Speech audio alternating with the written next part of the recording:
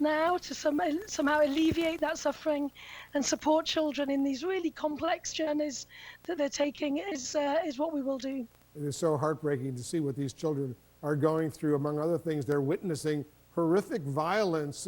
What are you hearing from the child psychologists? What's the impact on the mental health of these kids, given what they're seeing and hearing? Yeah, I was with a child psychologist 2 days ago in Zaporizhzhia, and she has been running child-friendly spaces with one of our partners there since the war started. She got up and started her services for children. And I said to her, what does she do? And she said, very basic. She allows children to be children. And children are arriving in Zaporizhzhia, having traveled from Mariupol, having traveled from the Donbass region, and deeply traumatized, deeply affected by what they've seen. Some children have been able to bounce back quicker, I guess, but other children that she was describing are deeply, deeply affected. Some are catatonic, some are unable to communicate, and some are sort of closing themselves off from the world, just unable to cope with the awful scenes that they've witnessed and been exposed to. Clearly, what the Russians have done to these children is horrific indeed. Rachel Cmgus of Save the Children, thanks so much for joining us. Thanks once again for all you are doing. And an important note to our viewers: for information about how you can help humanitarian efforts in Ukraine, go to cnn.com/impact and help impact your world. Coming up this Sunday, CNN Films premieres Navalny, taking viewers inside the careful investigation into the shocking and brazen assassination attempt against Russian opposition leader Alexei Navalny, and who was behind it. Watch this. When you come to a room of a comatose patient, you just telling him the news, telling him his story. Alexei, don't worry, you were poisoned, there was a murder attempt, Putin tried to kill you with Novichok. And he opened his blue eyes wide and looked at me and said very clear, "Блядь, что? Это же так тупо." Come on, poisoned? I don't believe it. He's back. This is Alexei. Putin's supposed to be not so stupid to use this Novichok. His wording, his expletive, his intonation. If you want to kill someone, just shoot him. Jesus Christ. Real Alexei. It's impossible to believe it. It's kind of stupid. The whole idea of poisoning with a chemical weapon, what the f***? This is why this is so smart. Because even reasonable people, they refuse to believe what? Come on, poisoned? Seriously? The Kremlin and Russia's security services, of course, they deny that they played any role in Navalny's poisoning. Navalny premieres this Sunday night, 9 p.m. Eastern, right here on CNN. There's more breaking news just ahead. The Ukrainian President Zelenskyy alerting the world that Russian forces have started their battle for the Donbass region in eastern Ukraine, plus a deadly weekend of gun violence here in the United States, the latest on a wave of mass shootings. Much more of our special coverage coming up right after this. Keep cool and comfortable. In South Dakota, after that pipeline's route is changed at the last minute by the company. Continuing coverage at 5 on KSFY.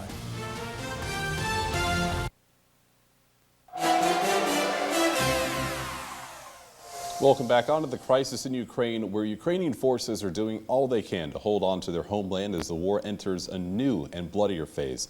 Susan McGinnis with the latest on the war's impact in Ukraine and here at home. Another deadly day in Ukraine. Russian forces ramping up their brutal attacks across the country. Multiple airstrikes killing at least 7 in Lviv, Ukraine's largest western city. In the east, shelling rocked Kharkiv, killing more and destroying celebrity chef Jose Andreas' charity food kitchen. Because the missile was so powerful, the destruction was massive. The most intense fighting happening in Mariupol, a key port city many expected to have fallen by now. A few thousand soldiers left, surrounded and outgunned, but rejecting Russia's ultimatum to surrender. This is a fight to the death by the Ukrainians. Ukrainian President Volodymyr Zelenskyy warning the next big battle is coming as Russia tries to take the eastern Donbass region. Ukrainians are fighting bravely and valiantly in the Donbass, as they have for the last 8 years, as they have since the invasion began, and we're doing everything we can to try to get them more assistance as fast as possible. As the U.S. approves $800 million more in assistance, Zelenskyy is asking President Biden to come to Ukraine. I think he will. It should be utter madness for the President of the United States to go. President Biden focusing on helping Americans cope with the effects. Under pressure to act on rising gas prices, greenlighting new drilling for oil and gas on federal lands, rescinding a campaign promise. No more drilling on federal lands, period. Period, period, period. Pain being felt near and far as Russia's bloody invasion approaches its third month. Susan McGinnis, NBC News, Washington. Tyler, this last check of the forecast is right after this. The only news in prime time. Dakota News Now at 9. And good evening, everyone. I'm Brian. I thought I saw you out there with your James Dean stay. Ask for help. I can assure you there are millions of us around this globe that are pulling for you, standing with you, and will do whatever it takes to get you out of that dark place. I'm a skeptic. Do you not watch Tucker? Because once a month we get I also sit next to Bill Hemmer, and I'm not going to say he's a believer, but he is curious. Greg, you? Is you curious? How thirsty do we have to be? Like, we got enough. We got. Let's let everybody out there know we're over here. I mean, how desperate? It's like we're on Instagram for the. We saw a bus just from Kharkiv where everybody had escaped some kind of bombing. They talked about how their houses had been destroyed, and they talked about that their husbands and brothers and fathers had remained there to fight. It's unbelievable. Did you come back with any new insights in how we talk about what's happening there? Well, you know how frustrating this all is. I think we as journalists have to start talking about it in a different way. I think Russia should be declared a state sponsor of terrorism. We can't cover it like a football game, like who's winning and who's losing. What's happening in Mariupol, there's no victory there. It's a Carthaginian peace where they created a desert and call it peace. We can't call it that Putin is winning. He's destroying the lives of people. It's a war crime. It's an act of terrorism. We have to talk about that, and you have. I'm so glad you're here. I'm so glad you stayed for the hour. Rick Stengel, thank you so much for being here today. Quick break for us. We'll be right back. This is what to support immune health. No either. The Florida Department of Education rejecting nearly a third of newly submitted math textbooks because they include prohibited topics like critical race theory. Math is about getting the right answer, and we want kids to learn to think so they get the right answer. It's not about how you feel about the problem or to introduce some of these other things. There's a right answer and there's a wrong answer, and we want all our students getting the right answers. Florida rejected Common Core in favor of new BEST standards several years ago, asking publishers to submit new textbooks last year. DOE says some of the textbooks include concepts like social emotional learning or culturally responsive teaching, which are prohibited. Florida rejected all but one math textbook in kindergarten and first grade, but education officials haven't responded to requests for more specifics, and Governor Ron DeSantis says the state can't release that info without publisher approval. Right now, what's in their textbooks is considered proprietary information. So I would be perfectly fine with doing that. That's just not been their standard of practice, and it's not because they don't want to release, it's just because these are textbooks and this is how they do it. But publishing officials say they don't know what is in the textbooks that's prohibited.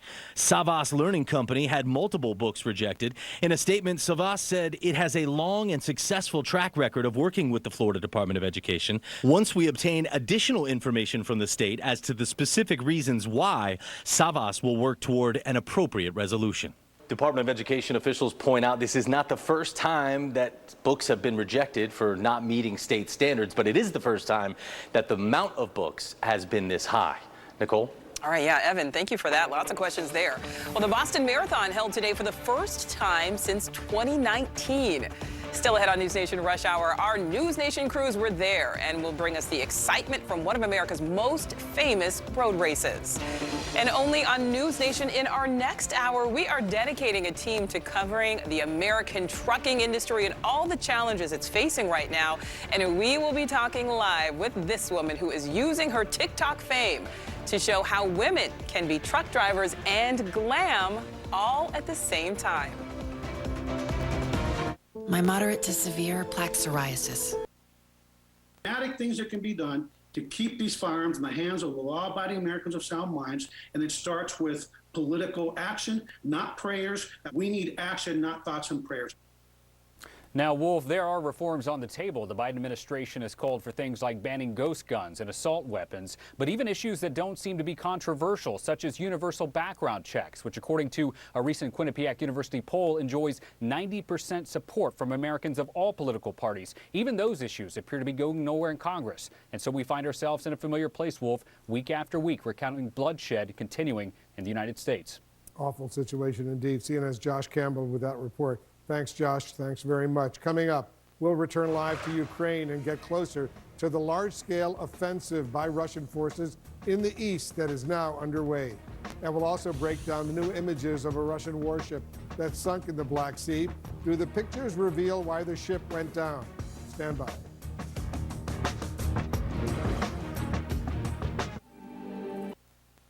At the return of some rainfall. This will be in the form of rain. We're not going to have to worry about any snowfall coming our way Wednesday, and this actually kind of moves out of here fairly quickly. So by Wednesday afternoon, looking to be drier, and we'll even see a little bit of sunshine returning as well. We have more chances for precipitation coming our way. The next round will be on Friday, but even though we are going to be looking at warmer weather returning by then, that warmer weather is going to spark the chance for some severe weather. That would be Friday night and going into Saturday morning.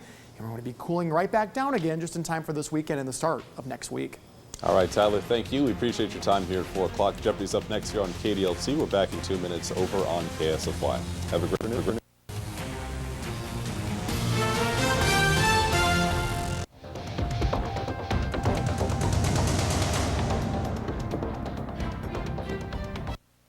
Make sure those kids are safe, I guess. I don't know. Also, a new podcast episode on Everything Will Be Okay, the limited series edition. I talked to JT Harding. Do more incredible things. Guys, think you can't eat like this to lose weight? Liberty, liberty. Can a company... He's a machine. Emily Campagno, Cat Tip, it's going to be a barn burner. Again, don't burn any barns. Let's do this. Greg's Drunk Panda News. You know, a lot of people don't realize this, but pandas. Again, women not to get the type of treatment that they may need if they have a substance use disorder. And then lastly, of those wraparound services, that family-centered care that takes into account that a child is not separate from the parents. And the parents and the child all need services. The parent may need treatment, but the parent may need other services such as housing, such as parenting skills, again, to prevent foster care placements. The Family Prevention Act that passed a couple of years ago, the renewal of CAPTA that's happening right now, all those things can take into account that family reunification goal that we have. Thank you, Congressman. Thank you very much. I've been told that drug addiction is a complex brain disease that is characterized as an uncontrollable desire to continue taking drugs with a tendency to increase over time, resulting in a physical and psychological dependence. With at-risk youth, there are many factors involved with drug addiction. Early stresses, use of drugs by a family member, having peers or friends who use drugs, financial crisis, academic pressures, all kinds of things. What seems to work best, and what are the best practices with preventing and successfully treating youth using drugs? Is that for me? Thanks. Yes. So I think, first of all, pediatricians for many people play a really important role for young people in identifying risky substance use. They may not be at the point where they have a substance use disorder, but that's why the early intervention by a pediatrician or a primary care doctor is really important. The second thing, I think, is the role of parents. I mean, all of us, many of us are parents, and we all think that kids don't listen to us. I certainly think about that with my son, but they do. And if you talk to kids about how risky early substance use is, and make sure they know that if they're using substances, that they can talk to you so you can get them the kind of early intervention that they need. I think so. Almost daily in Ukraine as Russian forces continue to bomb certain areas of the country. One of the people on the front lines of the rescue effort is a volunteer firefighter from Wentworth, South Dakota. KELO's Don Jorgensen spoke with him earlier today. Oh, Tom and Angela, Greg Zimmerman arrived in Ukraine 4 days ago. He is with a group of other firefighters called Project Joint Guardian. Since his arrival, he's had the grim duty of pulling numerous bodies from the rubble of collapsed buildings that were destroyed by the Russian military. When a building collapse happens, it takes a large amount of manpower and a large amount of expertise to use tools in certain ways to find these people that are trapped in the rubble. Greg Zimmerman is one of 12 firefighters from the U.S. who signed up to help Ukraine with search and rescue efforts in and around the city of Kyiv. Unfortunately, we didn't get here soon enough for a lot of people. And so there are a lot of situations where we're in more of a body recovery mode. The group brought along hydraulic extrication equipment to help in those efforts. Just like in South Dakota, a lot of the small town departments don't have the funds to get even a hydraulic set of tools. And so we're taking these tools to the smaller towns because the Russians didn't discriminate on town size when they were shelling. Besides recovering bodies, Zimmerman says the group also has to put out fires and is also heavily involved with rescuing dogs and cats. Here we go. While he says he feels safe where they're located, Zimmerman understands you're never 100% safe in a war zone where everyone is at risk. The real shocking things that have hit me are driving through residential areas and seeing a house completely collapsed by a shelling, and that's where our work sites are, is going into residential areas where houses have been hit with a missile strike and we're recovering bodies out of them. Zimmerman is an electrical engineer with Dakota Supply Group. He says they were all about him going to Ukraine to help. They were 100% understanding, and you know, they said, no, we believe in what you're doing, and so go ahead, take the time off. I'll see you when you get back. And Zimmerman says he'll be there for at least another week, and then there'll be another rotation of firefighters going over to help. Thanks, Don. One of the men who stole money from investors for fake humanitarian projects is going to federal prison. Mentioned by name, take a listen to what President Volodymyr Zelenskyy had to say about the beginning of this offensive.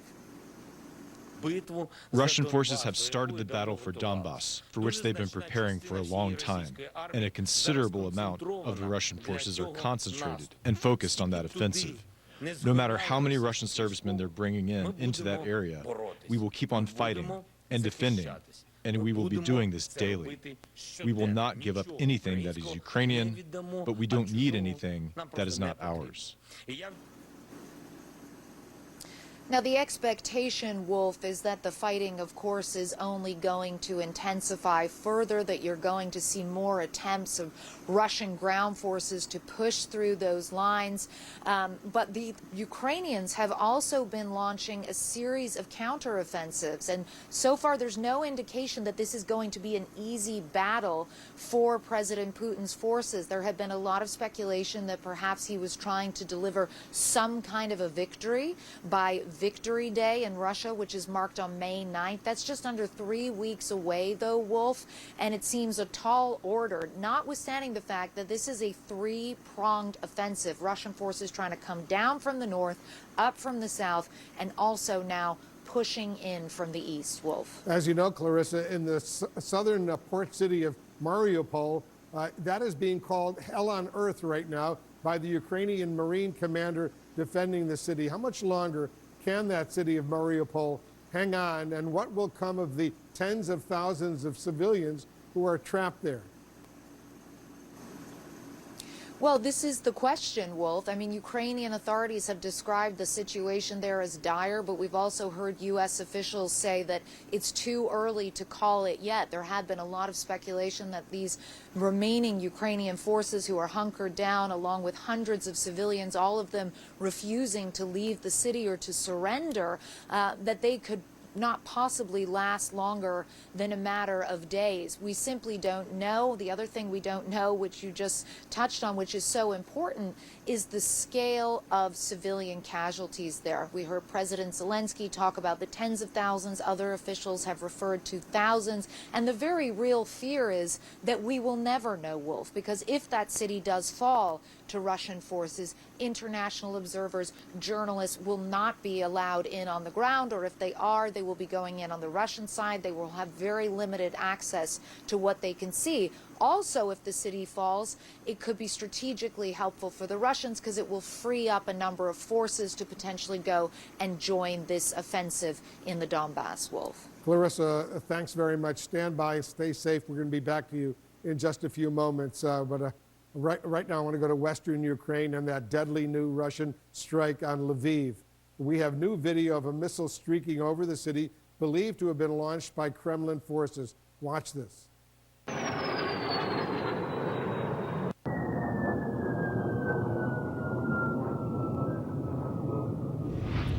CNN's Matt Rivers is joining us now live from Lviv. Matt, the city had been seen till recently as a relatively safe haven from the war, but that relative sense of security has now completely been shattered. What are you seeing? What are you hearing? Yeah, no question, Wolf. As a result of that video you just showed and other missiles streaking through the air, there were air raid sirens that went off here this morning, local time in Lviv. The air raid sirens going off, not all that uncommon here, but what is uncommon is that shortly after the air raid sirens went off, there were 4 missile strikes. Lviv has largely been spared the horrors of this war, which made the black smoke in Monday's skies so unusual here. We chased one such plume until we arrived at its source, flames shooting out of 2 buildings as firefighters rained water down from above. Well, Ukrainian officials say at least 4 missile strikes across Lviv on Monday morning, 3 of which hit military infrastructure sites, another hitting just across these railroad tracks behind me. Let me show you the impact crater from where Ukrainian officials say that Russian missile struck. Military and first responders on the scene quickly thereafter, the explosion destroying an auto repair shop and a dozen or so cars lined up outside. The explosion's shockwaves blew out windows more than 500 feet away. Maria Holovchak showed us her building's damage. I got very scared, she says, and I was scared that the whole building was going to fall down. I don't know whether I should stay here in this building or if I should move to Poland and flee for my life. Overall, the 4 strikes across the city killed at least 7 people and injured about a dozen, including a child. Here, scenes from a hospital treating victims of the strike who survived. Other victims in body bags outside the repair shop where they'd worked. The owner says they were just getting ready to open up the business for the day when the missile struck. 4 of his employees, he says, were killed and several others were sent to the hospital. And at what appears to be such an obvious non-military target, it begs the question, was this a mistake by the Russian military or was this place targeted on purpose? The owner told us the only vague connection his shop had to the military was volunteering time to make sure cars being sent to soldiers at the front were in good shape. For him, this is just another example of Russian military brutality. He says they destroy our infrastructure, they kill people, they want to kill and destroy the Ukrainian nation. Several of those who died have families with young children. So instead of leaving work to go home and see them, their bodies were taken to the morgue.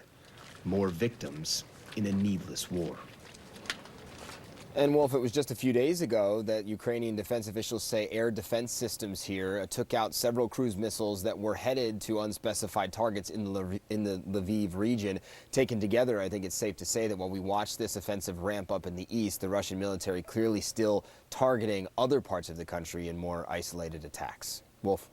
Matt Rivers, thanks very much. Stay with us. Don't go too far away. I also want to bring back Clarissa Ward, along with retired U.S. General Philip Breedlove, a former NATO Supreme Allied Commander. General Breedlove, Ukraine has been bracing for this all-out Russian assault on the eastern part of the country, and now President Zelenskyy says the battle for the Donbas region has begun. How different, General, will this fight look than the fight for the capital of Kyiv? Well, it's been said several times, but we can sum it up by saying that I think they'll be better prepared. They took a whipping in the north, and I think they've learned from that. They've got their command and control a little tighter, and they have one commander, so he'll be able to set priorities and bring force, a focused force. Secondarily, as we've talked about many times, the terrain in the south is very different. In the north, it favored a skirmishing, attacking, ambushing defense like the Ukrainians put up. In the south, it's a little more open, and this is the big tank battle and the big armor battle that Russia really wants to have. So there'll be a few factors that the Ukrainians will have to deal with in the south that will be different than before. It's much closer, obviously, to the Russian border, so they'll have easier way to get supplies. The Pentagon, Clarissa, says Russia still has the vast majority of its combat power available as this war shifts to the east. Is Ukraine prepared for this next phase of this fight? What are you hearing over there, Clarissa? Well, I think when you drive around these areas, Wolf, you do see that Ukrainian forces are well dug in, and certainly this is terrain that is very familiar to them. They have been fighting here for 8 years now in their war with pro-Russian separatists. At the same time, though, there are very clear differences between the type of fight that they were putting up so effectively in and around Kyiv and cities like Chernihiv, and the type of fight that they will be engaging in here. And we hear them all the time saying, we need weapons, we need heavy weapons, we need, it's going to be a battle of tanks and long-range artillery.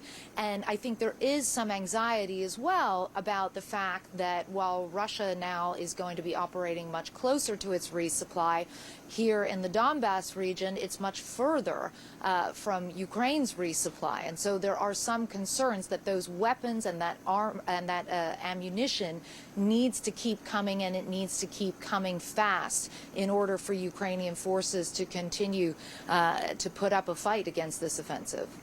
General Breedlove, the Pentagon said today that they expect to begin training Ukrainians on the use of American-supplied howitzers in the coming days. Will this new U.S. support make the difference on the eastern front, these howitzers that are coming in, and that the U.S. military will specifically go out there and train the Ukrainians how to use these weapons? Well, Wolf, we're thankful for these weapons, but the bottom line is they're not enough. We're talking about a battle that will have hundreds and hundreds, if not thousands, of artillery pieces involved. And we're talking about 18 that we sent them. So this is something we're thankful for. And we want to not disencourage these things, but we need more. And the fact of the matter, as well described, this battle will be different, and it will require a different level of support than before as well. Let me bring Matt into this conversation. Matt, the State Department today said Russian attacks in recent days illustrate they are undertaking what the State Department calls a campaign of terror against the Ukrainian people. How is this latest attack in Lviv being felt by residents there? There's no question that it's changing behavior on the streets here. I mean, we saw it ourselves. It had been several weeks, Wolf, since there was a Russian missile strike here in the Lviv region, but today, Monday's strikes were the first time that civilians had been killed as a result of Russian missile strikes. And so, as I said before, air raid sirens going off here in Lviv are quite common. It happens all the time, and most people don't react to it. They just continue going about their lives, driving on the road, being in this shopping mall. Life goes on here in Lviv. However, today, after the missile strikes happened, while we were at the scene, there was another air raid siren that went off, and I can tell you that all of the civilians that were on the street looking at the damage from that missile strike, They all took off. They went to air raid shelters, and they were there until given the all clear by the government, and then afterwards they came back out. It's a very clear reaction to what we saw here, which, you know, might signal a shift in the way people in Western Ukraine, which has largely escaped the kind of destruction and violence that we've seen in so many other places around Ukraine, people here might be reacting differently after more than a half dozen people were killed in these recent strikes today, Yeah, Wolf. good point, Nat. Thank you very much. And to all of you, stay safe over there. Thank you to all of you. Thanks very much, General Breedlove. Thanks for coming in, the former NATO Supreme Allied Commander. We're getting new information right now about that deadly Russian attack on Lviv in the western part of the country, as the first deputy mayor of that city is standing by live to join us. We'll discuss. Our special coverage will continue right here in the Situation Room.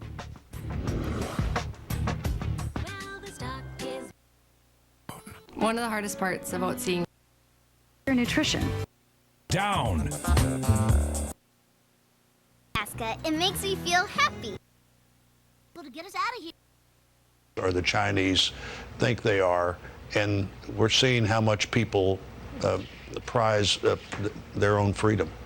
Last thing, Senator, you're retiring at the end of this year, and you've been up on the Hill for a long time. You know, you commented at President Biden's inauguration, you were one of the leaders of that ceremony, about bipartisanship and trying to get things done. Just wondering your assessment now as we get ready to head to the midterms. Boy, it's been pretty split in this country.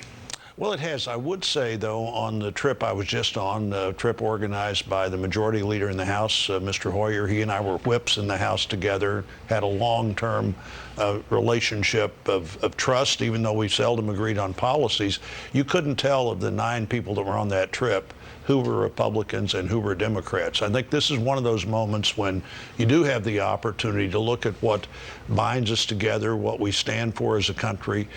In the narrow division of the country now for over a decade has led to everyday politics thinking that it was the difference in whether your side was in charge the next time or not. We clearly need to get over that and get to where we get focused on the work we need to do, and frankly do it as much as we can in a way that doesn't involve 4 leaders locked in a room somewhere, but involves the members of the House and Senate trying to work out things that their job is to understand the details, not to fight about the politics every day.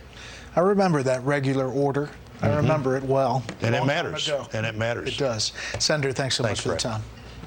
Up next, what the CIA says about the alleged Trump-Russia connection. The CIA during the 2016 presidential campaign. Better health. Call 1-800-246-8745. It's a hot housing market.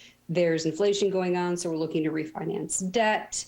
We're doing more with our phones and our personal devices, so we're on the internet more often. FCC Chairwoman Jessica Roden-Warso proposed a plan requiring wireless providers to block illegal text messaging, but it hasn't been voted in yet. So what should you do? First of all, if you see a number that pops up on your screen and your personal device, you don't recognize it, ignore it. That's the biggest line of defense. Second, you can block the phone number or email. Then report the message to your carrier, the Better Business Bureau, and even the Federal Trade Commission. This isn't a solution for receiving more spam, but will help shut the scam down for others. If you report it to the Federal Trade Commission, which is obviously a federal agency, they too can keep track of trends and perhaps even use some of that information to try to track down where these crimes are being committed.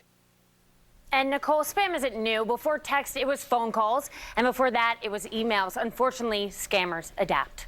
Yes, unfortunately, they do. All right, Sloan, thank you. Well, up next on Rush Hour, all this week, News Nation is diving deeper into the trucking industry. It's part of our Truck Week. We take a look at the importance truckers have. And you know what? I would love to be Bunny. I would be so good with Bunny because I've told America COVID would be over by Easter. I just didn't say which one, okay? I didn't say which one it was going to be. Let's not forget egg.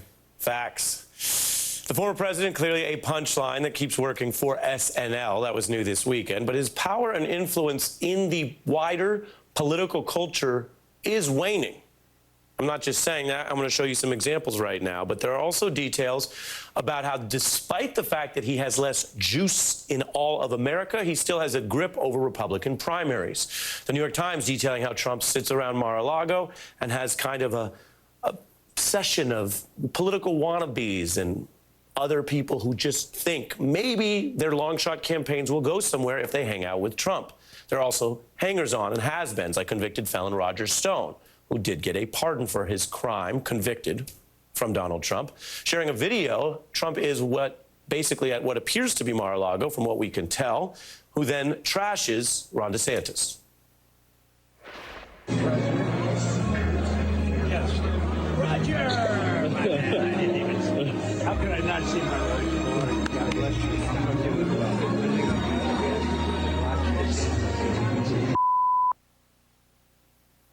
And that's how that relationship works. Trump says, oh, I didn't see you. He knows the cameras are on. He pals around for a second, and Stone gets in a dig at DeSantis. But the issue here is that so many people in the Republican right wing are still trying to get something from Donald Trump. Republican candidates come through, some basically begging for an endorsement. The Times article I mentioned details that it's an effort for Trump to be a modern-day party boss, and he does have over $100 million, which doubles the coffers of the RNC. And voices from within the party note that that is precisely because he doesn't work like the RNC, representing the whole party or an appealing vision for America, but may actually damage it. Take Congressman Upton, who was one of those 10 House Republicans that did vote to impeach Trump over the insurrection. In his retirement remarks, he is making sure people know he has a warning for the party he's long served.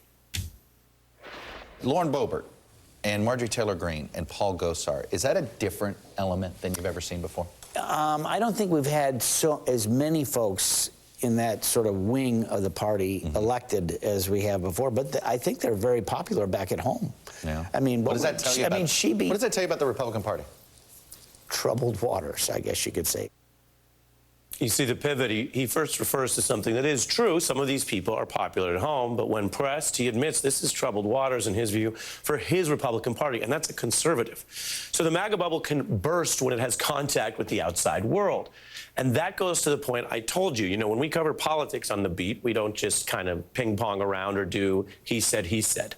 We try to give you the facts of the story just like any other, although admittedly there's a lot of lies and crap that circulates in political news, especially involving the former president. So let me just show you some facts. You decide whether you like them or not, but there are signs that Donald Trump today is not the Donald Trump of even just a few years ago. So when he launched his big blog, well, it went nowhere and he had to shut it down because the numbers and readership was so low as to embarrass him within a month. He also tried starting his own entire social media site, which is something that someone with as many followers and as much fame as him would seem to have an advantage on, except that also failed. And in the first year after Biden was inaugurated, we see that the wider interest in what Donald Trump is doing and saying has been plummeting. The data shows there is just not the interest. The days when Donald Trump could just drive news cycles have definitely faded, which is a sign of less interest in what he has to say, and maybe different algorithms as social media companies try to consider whether they are just reacting to the worst possible impulses rather than a new or interesting idea. And then there's the problem he created for himself. If your entire brand is always trying to do a kind of norm-shattering shock value, if you do that for 5 years straight, then attacking and shattering those norms becomes the norm, and it's less interesting. Let me tell you something. We know governing requires a lot more than slogans or tweets, and this former president is not even allowed to tweet anymore. That privilege was taken away from him. But I will tell you the point here is one that would certainly wound the ex-blogger and ex-tweeter in Florida, because a lot of the data we have shows his shtick has become boring. Now, what does everyone... To a Kremlin-linked Alpha Bank. Durham claims a government agency, sources tell Fox News it's the CIA, had examined other data provided by Sussman back in 2017 and found it was not accurate. However, the special counsel's made it clear his office has not reached a definitive conclusion in this regard. Still, the government wants to use the evidence at trial to establish whether Sussman's alleged lies influenced or impaired government functions. Now, in case you're wondering, for his part, Sussman has not yet responded to these latest allegations from Durham. He has also previously denied lying to or misleading the FBI and is now attempting in pretrial motions to have much of the evidence against him suppressed. It is also worth noting, however, that the judge in the case has already denied an effort to dismiss the case entirely. Brett?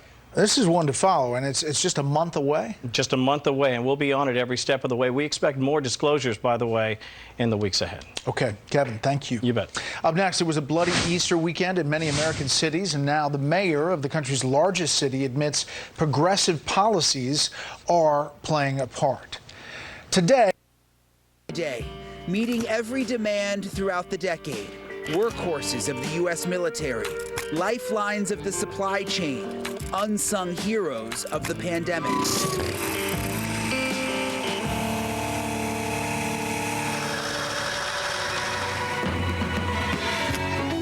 America first turned to truck drivers to reach corners of the country that trains couldn't. We roll on the singing wheels that serve America. Rollin' trucker, keep rolling along. Bare bones, with all rubber tires, embarking on months-long journeys to deliver goods. Furniture and breakfast food, circus tents and peanuts, garden truck and radio, silk socks and concrete, things to eat and things to wear. Just 700 trucks were on U.S. roads in 1904. Today, that number is more than 15 million. And together, they're responsible for moving 70% of everything we eat, drink, and wear. Chris Emy is a third-generation trucker. He grew up in a truck. Trucking is in his blood. Riding with you, you really get a different perspective on the roads and just America in general. You get a front row seat to seeing America. That's really what it is. The front row seat to seeing America is a more than $750 billion industry, relying on men and women behind the wheel in an unprecedented storm. It takes a lot to get the product on the store shelves, and people have no idea what it entails and what the drivers entail putting up with, enduring to get that product on the shelf. March of 2020, the pandemic bringing the nation to a standstill, but demands for goods were never higher. So many truckers kept going to keep the shelves stocked and the gas stations full. Thank you so much.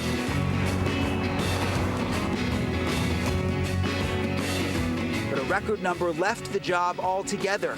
Last year, the industry was short 80,000 drivers, a new record. The thing is that, trucking just isn't as sexy as it used to be, for better or worse. For drivers, it's a job that puts them on the road for 5 or 6 days a week, adding up to about 300 days a year. All right, have fun at school. I love you. So I think that it's quality of life. Some has to do with pay. Companies are now hoping to bump up the pay to attract more drivers and convince current drivers to stay. Like Walmart, which recently raised its starting salary to at least $95,000, because fewer drivers means fewer goods on the shelves when you need them. You were going to the store and your favorite thing was out. It's toilet paper, toothpaste, tube socks. It doesn't matter. You have some communities that actually can't be serviced by anything but truck. And the stakes have gotten higher. So has the cost to operate. You have to keep the truck running in order to keep the wheels turning, in order to keep earning. Diesel once $2.87 a gallon in 2010, now over $5. Each tire is $500. At my max, I'll take 200 gallons of fuel. You do that twice a week, 3 times a week. Adds up to a lot of money at the end of the year. How much will it cost to fill the truck up?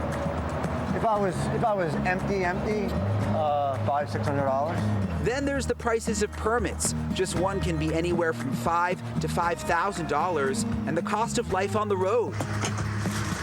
Even at convenience stores, a Snickers bar cost a little over $1 10 years ago. Now it's $1.59.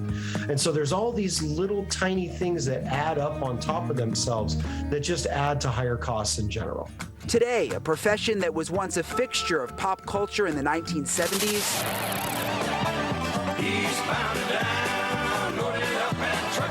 has fallen out of the spotlight just when its contributions have never been more crucial.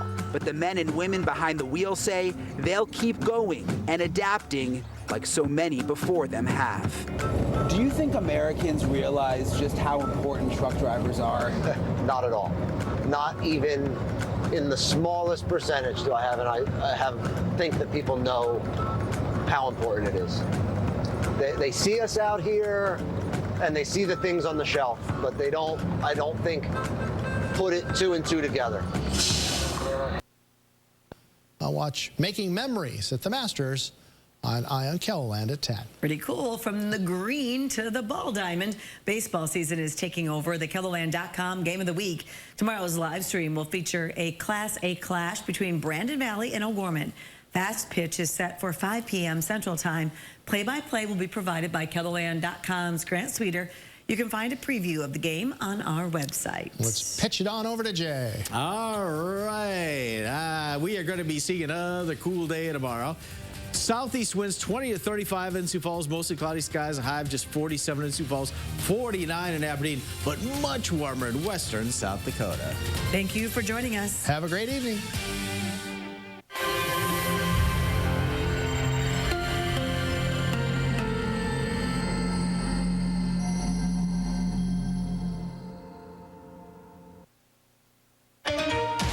Tonight, the breaking news just coming in, the travel mask mandate lifted. The big news that you won't need to wear your mask on a plane, train, or other public transportation.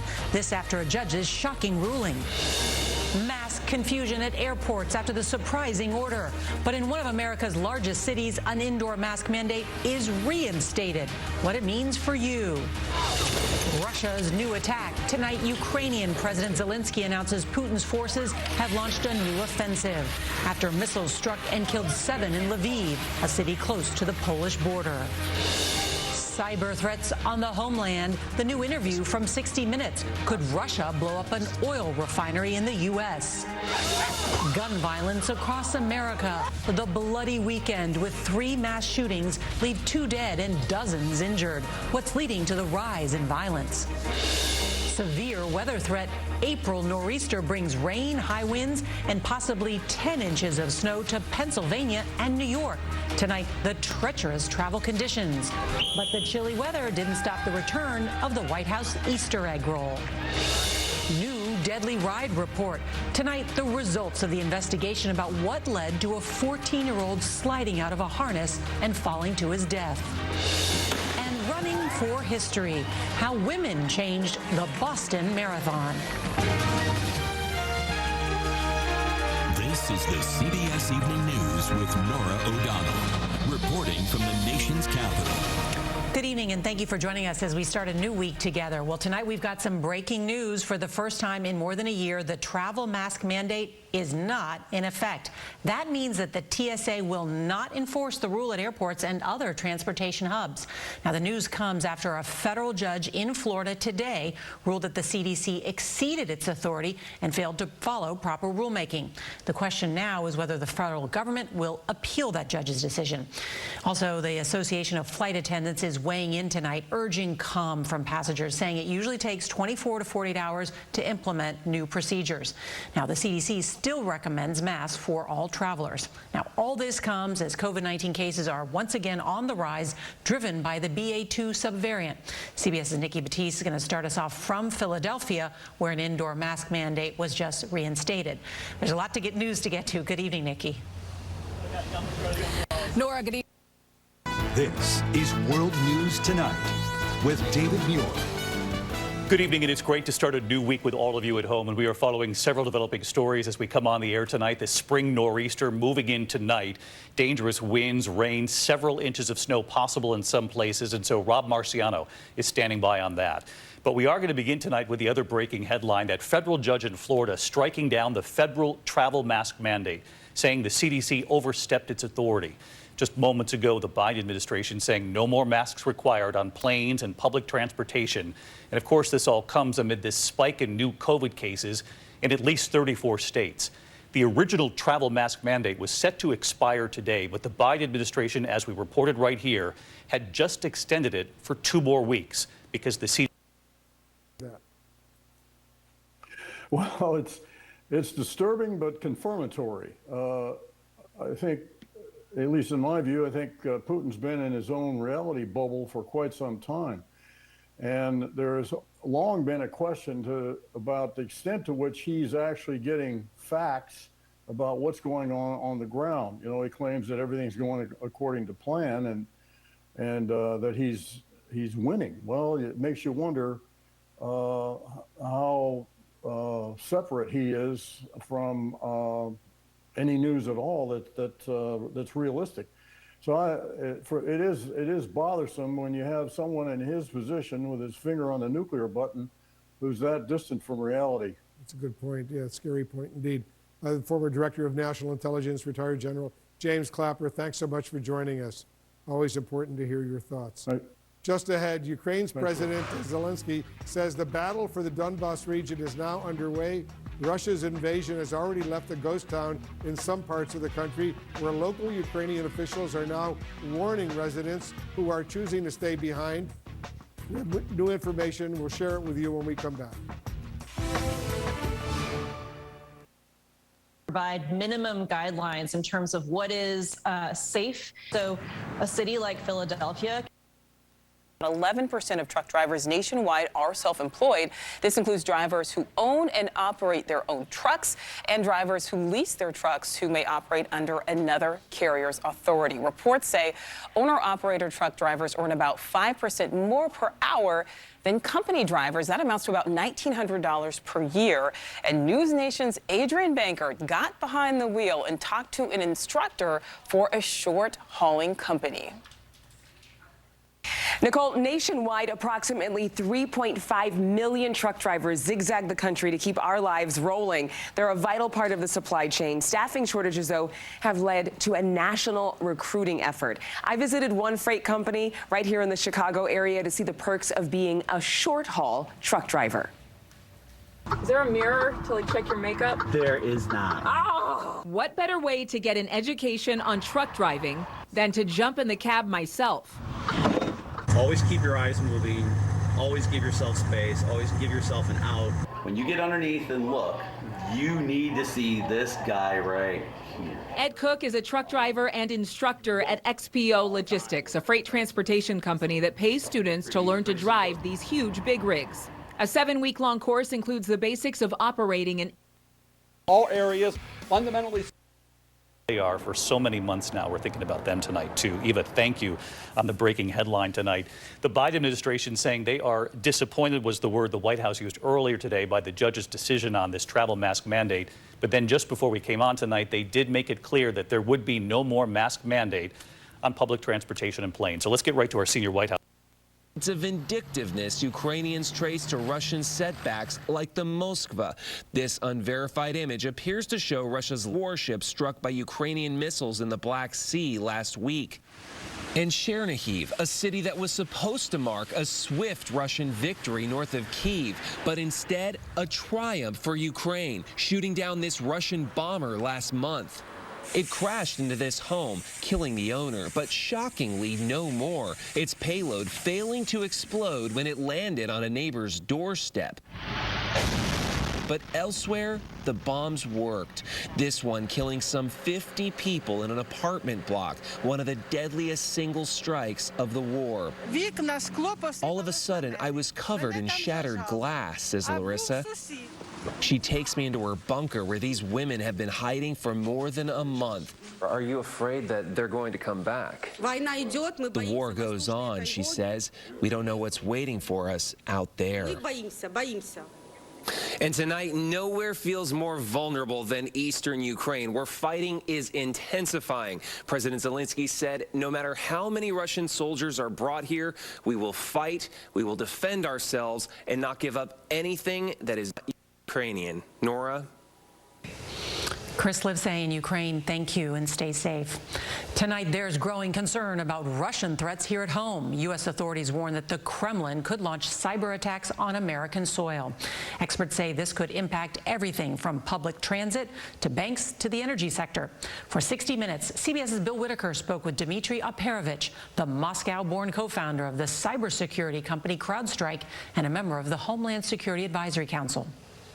So of all of these things they can do, what is the one that troubles you the most? An attack on the oil and gas industry, where they go after the safety systems again, and it can cause cascading effects and fires and potential explosions, and people die.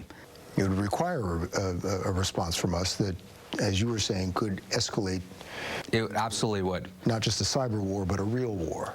It's a real concern, and the reality is that we have seen the Russians in cyberspace do some things that we thought were just nuts, that were so provocative, so escalatory, that sometimes you look at that and you say, who's controlling these guys?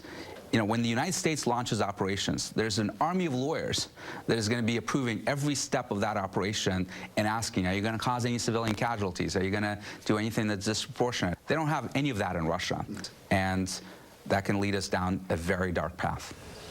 And Bill Whitaker joins us now from New York. That sounds really alarming, and you point out that the Russians have already targeted a refinery in the past, right? Yes, they have, Nora. In 2017, Russian hackers launched a cyber attack against a huge oil refinery in Saudi Arabia that targeted those safety control systems. In this case, the hackers made a small coding mistake, and they ended up shutting down the refinery instead of triggering a deadly explosion. But the experts have told us Russian hackers learn from their mistakes. Yeah, it's really interesting. And do we know, is there any indication that Russians are preparing for a similar cyber attack now? Well, just last week, the U.S. government issued a warning about a new piece of malware dubbed Pipe Dream. One cybersecurity expert told us the initial targets are liquefied natural gas and electric power sites in North America. The malware is suspected to be of Russian origin and is far more advanced and versatile than what was used in Saudi Arabia. Nora? Bill Whitaker of 60 Minutes, thank you. Now to the weather, where a rare late-season nor'easter is threatening to bring heavy snow and strong winds from Michigan to New England. Let's bring in meteorologist Chris Warren from our partners at the Weather Channel. Good evening, Chris.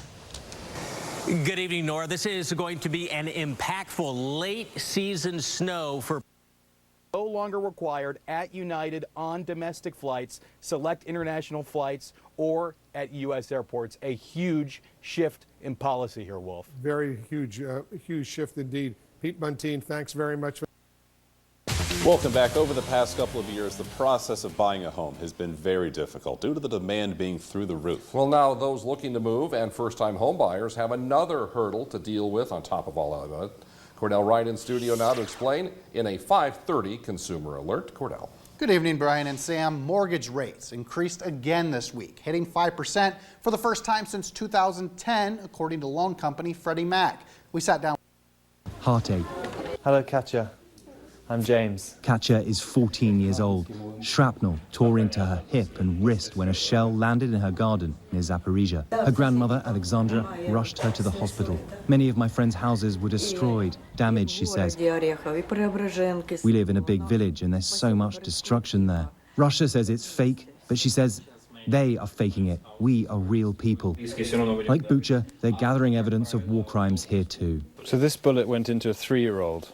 Yes. Interviews with the young survivors, bullets and shrapnel from young bodies collected and recorded. The doctor chokes back tears. 40 years of experience, he tells me.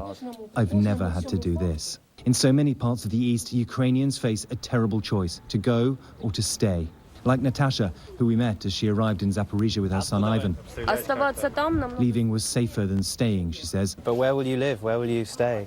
My mommy. Your mother's here? My mama. Hello. With her mother, she tells me, who then suddenly arrives, overcome with the need to hug her grandson.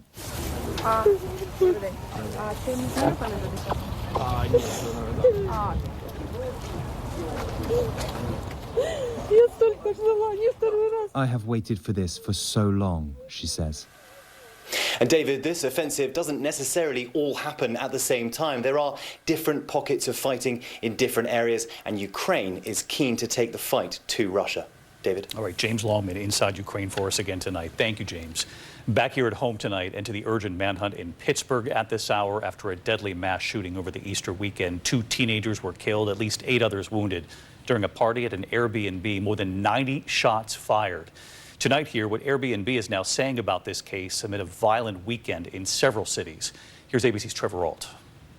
Tonight, an urgent manhunt for multiple shooters who opened fire at a crowded Pittsburgh house party. He got a gun! No, y'all, he got a gun! Video from early Sunday shows the chaos at this Airbnb as police say 200 people, many underage, were suddenly surrounded by gunfire. That's shooting! Oh my God! More than 90 shots fired. In total, 15 people hurt, 10 shot, and 2 teenagers, Matthew Steffi Ross and Jaden Brown, both just 17, were killed. To see this happen to him was really heartbreaking as well, you know, because he had a very bright future. Today, Pittsburgh Public Schools on modified lockdown. No one's really safe anymore, I guess, no matter how old you are or where you come from. And this was just one part of a tragic weekend of American gun violence. In South Carolina Saturday, 14 people were hurt in a shooting at a Columbia mall. Then hours later, 9 people were shot in an altercation outside a club 2 hours away. While back in Pittsburgh tonight, where the urgent manhunt continues, the police chief calling for a stop to this devastating trend. This goes back to having too many guns, too many illegal guns on the streets. And David, we just heard from Airbnb moments ago. They say along with banning the person who rented this location for life, the company will also now be pursuing legal action against them. David? Of course, that was a major question as well. Trevor, thank you. We're going to turn tonight to that case that made national headlines, the California mom who stood by her story for 5 years, but who today confessed to faking her own kidnapping, pleading guilty before a judge. Sherry Papini, a mother of 2, now facing jail time and a massive fine. Here's Kaylee Hartung. After insisting for more than 5 years that she was kidnapped and tortured by suspects who were never found, tonight Sherry Papini admits she made it all up. All we can do at the end of the day is the right thing, and it is. What makes best reviews the best reviews? Ooh. Yes to B, well. Because peace of mind is something you just can't get. Owner Slingshot Group said in a statement that it's fully cooperated with investigators and that the company followed all procedures, protocols, and safety measures provided by the ride's manufacturer. Nora? Manny Bojorquez, thank you. And still ahead on tonight's CBS Evening News, the investigation into the gruesome murder of a New York City mother whose body was found in a duffel bag. And the U.S. Postal Service announces plans to cut costs. How will it impact delivery times? Tailored towards your unique business needs. Back, everyone. Still quite a bit of snowfall on the ground, especially just off to our north in North Dakota, from the blizzard that was sticking around for several days last week. Now, the snow you're seeing in northeastern South Dakota, northwestern Iowa, that has since melted. This is actually kind of a snapshot of what it looked like earlier on this morning. So with that sunshine, that has essentially gotten rid of what's left of that snowfall that took place yesterday. Now we have plenty of sunshine on First Alert Live Doppler radar. That's going to stick around the next couple of hours. Clear skies to at least start tonight, but there'll be clouds that build in overnight. One thing we certainly noticed today is that those temperatures are still remaining fairly cool. We're only in the upper 30s and low 40s further north and east, but as you go west, we're in the mid to upper 40s and a few lower 50s as well. Further west, wind not as bad. Further east, it's still breezy. It's between 15 and 25 miles an hour, but those wind gusts, they're still between 25 and 35 miles an hour. They'll be dying down later on this evening. Temperatures tonight going into our Tuesday morning do fall back into the mid. Got a vaccine or plan to. Emerge Tremfiant. Americans actually eat the recommended servings of produce every day. This is keratin debris, where nail fungus. Born, over 1 million Nebraskans live in places we like to call cities, where we enjoy amenities like electricity, running water, zoos, gardens, the arts, and these pillars of the community. For some people, combining the words cultivated and right back up again tomorrow afternoon. Same situation, wind speeds between 20 and 30 miles. With less water. David, $8.3 billion from the infrastructure bill has been earmarked for Western water. And all along the Colorado River, they have hundreds of vetted, shovel-ready projects. But it takes a collective effort to put that money to use. And everyone I spoke with said time is running out. David? But we will stay on this. Kana Whitworth, thank you. Meantime, overseas tonight, the deadly flooding disaster in South Africa. Just a staggering toll emerging. More than 440 people killed. Dozens still missing in the city of Durban and the surrounding area. Tens of thousands now homeless tonight. Rescue teams still searching for survivors.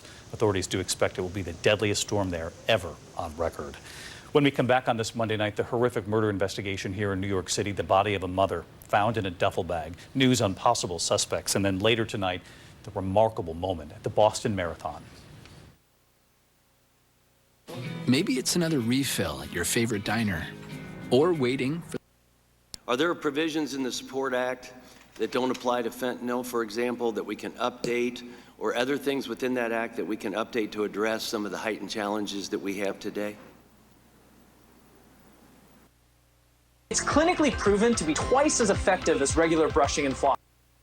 Mark of any demographic, and this drastic decrease could foreshadow a major drop in support for Democrats this fall, all while the president is facing growing pushback from both sides over lifting a pandemic border policy known, of course, as Title 42. Our D.C. insider, NewsNation D.C. Bureau Chief Mike Vcr joins us now. So, Vic, with little more than a month to go before those pandemic restrictions are lifted at the border, more and more Democrats speaking out. They're breaking ranks with the White House. And today, another high-profile senator speaking out again. Yeah, and this is really interesting, Nicole, because it gives us an indication of just how politically unpopular this proposal to lift Title 42, that pandemic rule put forward in the Trump administration, still in effect, that keeps migrants out of the country during the pandemic. Little more than a month now, as you report. Gary Peters, and what's interesting about this guy, telling The Hill, our partner newspaper, that he is not on board with lifting Title 42. And again, what's interesting about him? He's the chairman of the Senate Homeland Security Committee, and he's in charge of getting Democrats elected to the Senate, the top Democratic senator who heads something called the DSSC, which makes sure that Democrats have all the money and the policy stances they need to get reelected. He tells our partners at The Hill that unless we have a well-thought-out plan, I think this is something that should be revisited or delayed. And so what this is telling us is that as we expect that flood of migrants to come towards the border, Michelle, some 18,000, the upper end estimate, each day, we are seeing a number of Democrats now walking away from the Biden administration and the proposal to lift Title 42 on May 23rd. He joins a cast of other very vulnerable Democrats. Peters just ran for re-election. He's safe. But Democrats in swing states who are running for re-election this year are also jumping ship and voicing their opposition to lifting that rule, Nicole. All right, our D.C.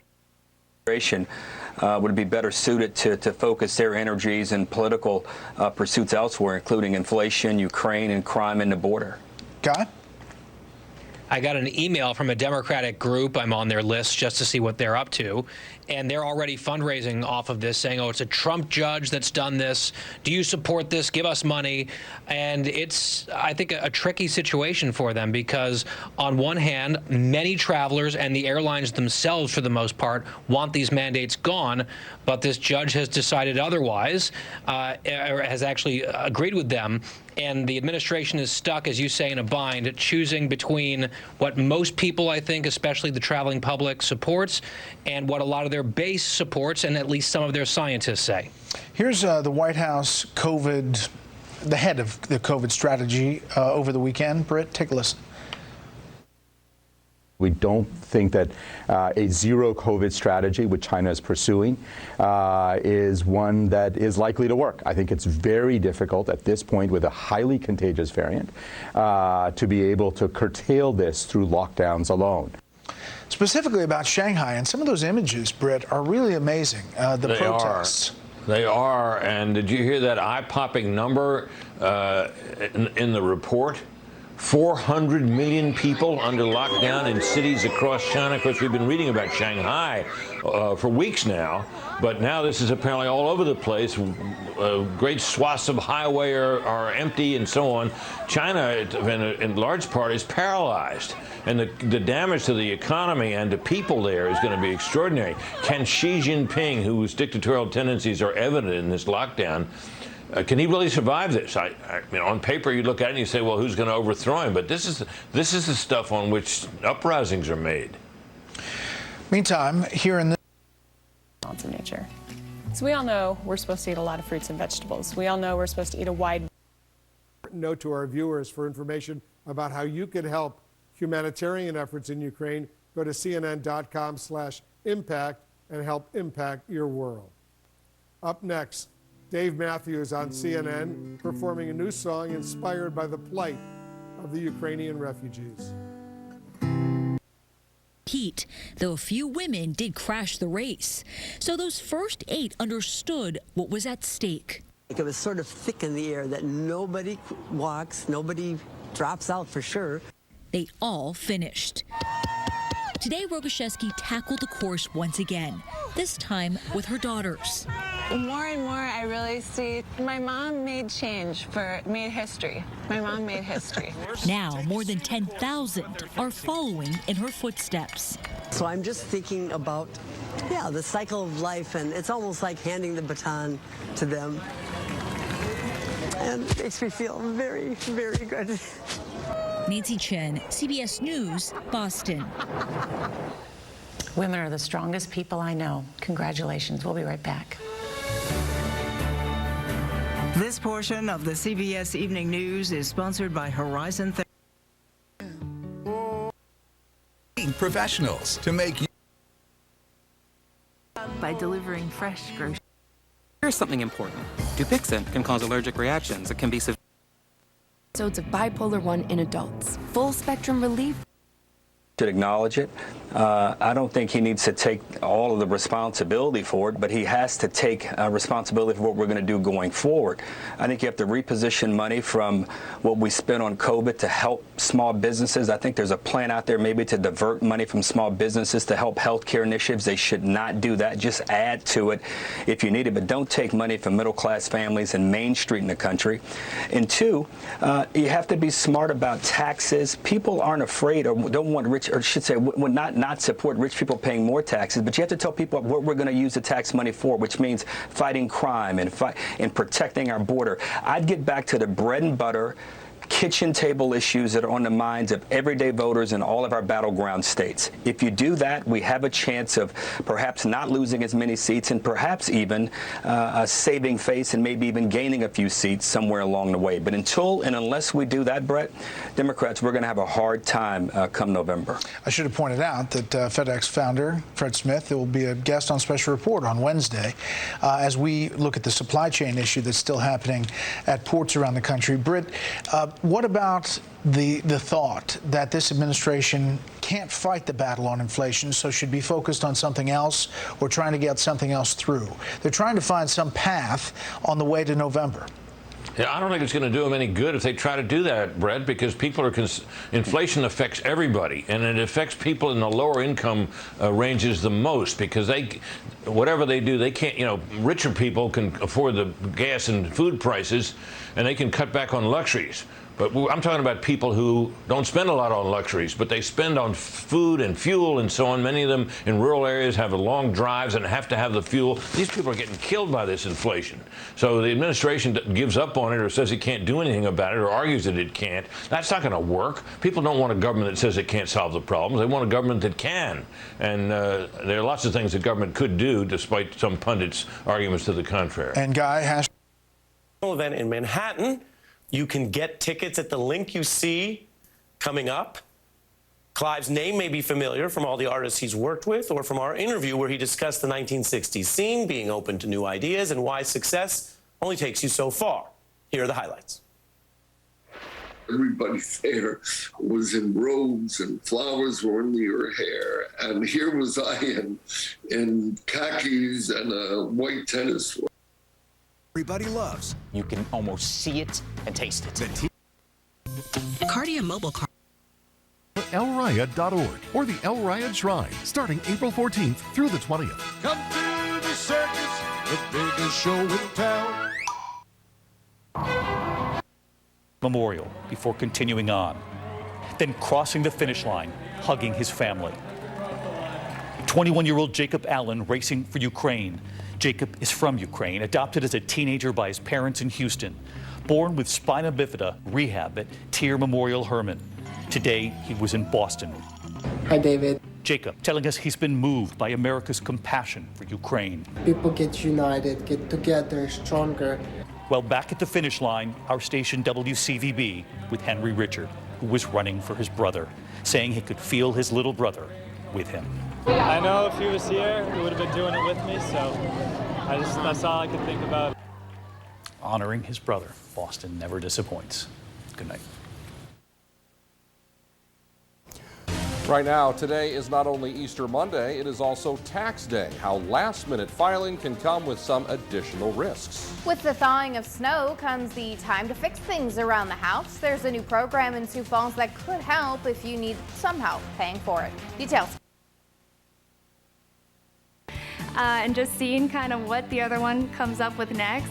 I think the morning you get a chance to still let people know about things that they missed overnight, but you get to also We all need to hold on to when we're trying to believe in stuff that dreams are made of, the cup that just won't heal, the smoke after the fire, as long as we remember.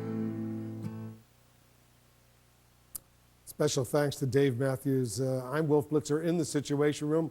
I'll be back in half an hour for our new streaming service. For 13 hours. And therein lies the problem Arby's has solved for you. Arby's, we have the meats. Breaking news tonight, Russia launching a major new offensive in eastern Ukraine. After bracing for weeks, Ukraine says the new phase of Russia's assault on the east is now underway. It follows a barrage of Russian missile attacks across the country. In the west, at least 7 killed in Lviv, the first wartime deaths in a city considered a safe haven. While in Mariupol, thousands of Ukrainian soldiers holed up in a steel mill, defying demands to surrender. Also tonight, the CDC's travel mask mandate for planes and other public transportation struck down by a federal judge. How the White House is responding, what to know if you're flying tonight. The rare spring snowstorm moving into the northeast, up to a foot expected. We're tracking it.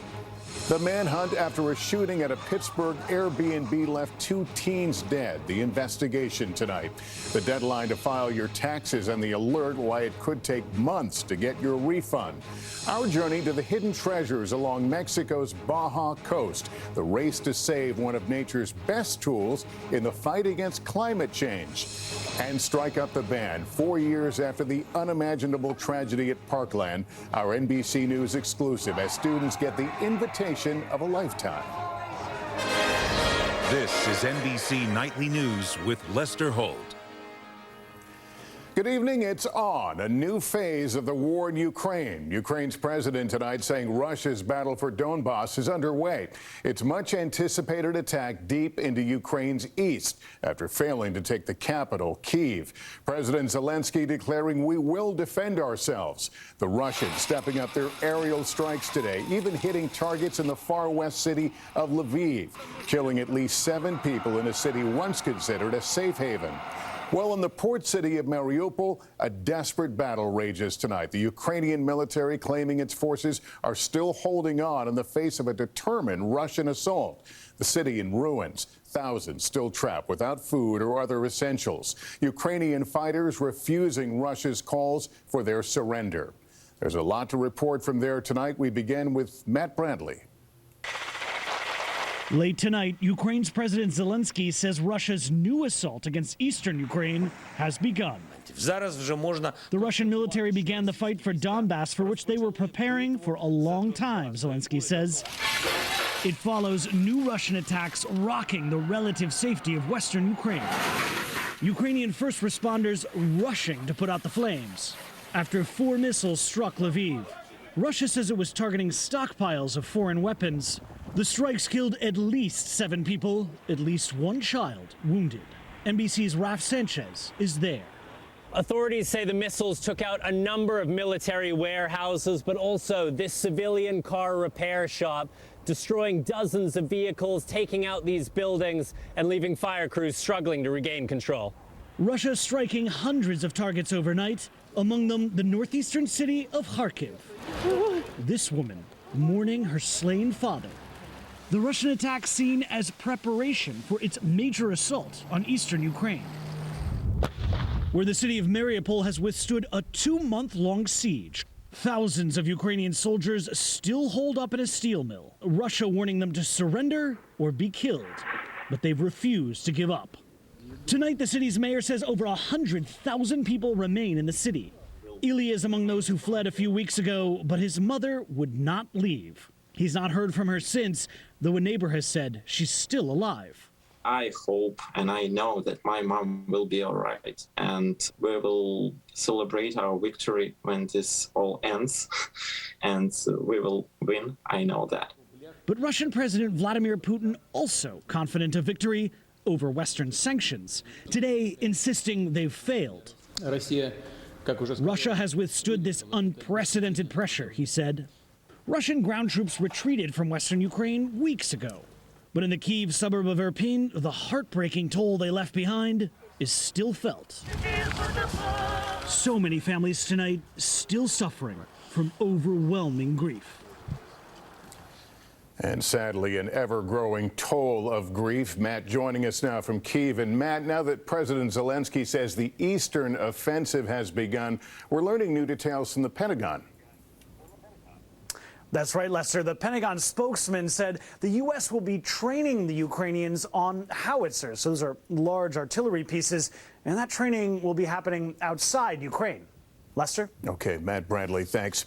Tonight, a growing number of families in Ukraine are in limbo, desperately searching for missing loved ones, unsure of where they are or what happened to them. Molly Hunter has some of their stories. 26-year-old Karina saves every message she receives. I don't know why I saved them, the young police officer admits. It's important to me. They're like my family now. The they she's referring to are the hundreds of families out there searching for loved ones, showing up at mass graves, the dreadful moment of recognition. Authorities say they've counted 900 bodies so far, sending them to different morgues all around the Kyiv region. Being completely spread out makes then obviously connecting with relatives very hard. It's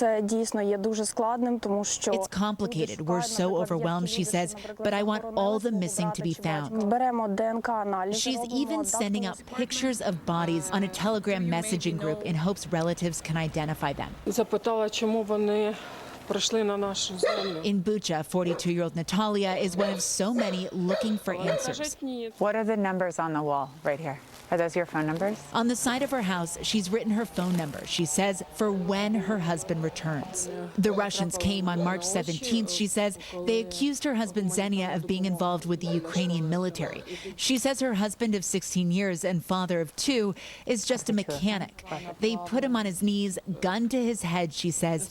They ordered her to say goodbye. How long did they give you? How many minutes? How long were you like that? Just a couple seconds, she says. I just knelt down, hugged him, touched his cheek, didn't say a word. And then they took him away. What's the plan? Where will you go to try to ask? She thinks he might have been forced to Belarus. She's registered with the police, with the morgues, called all the hotlines, and no body has turned up. You think he's still alive? I won't lose hope to find him alive, she says. I'll help him overcome this when he finally comes home. Molly Hunter, NBC News, Bucha.